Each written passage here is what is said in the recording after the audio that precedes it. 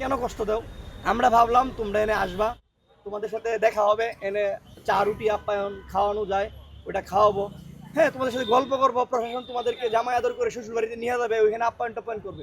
এখন তোমরা খালি বলো যে তোমরা থাকবা। কই ভাই দেখেন তো আপনি, এই যে দেখেন, এই যে দেখেন, নাই দেখে একটা কুকুর দেন কি করতেছে, এই কুকুর ওই কুকুর, এই দুইটা কুকুর ছাড়া তো ভাই আমি কেউ দেখি না। আপনারা দেখেন কিনা দেখি না, আর আমার চশমা লাগাইছি তো, চশমা দিয়ে আমি দেখি না। এখন চশমা লাগাইও দেখি না, তে কোন দেখি, মানে আমি কি করুম ভাই? আমি তো মুই আইছি আজকে, মুই ওদের সাথে দেখা করবো, মুই আমার অনেক মানে আশা নিয়ে আইছি ভাই। এখন যদি না হে ভাই, তাই আমার কিছু করার আছে, মুই মুই কি করবো কন?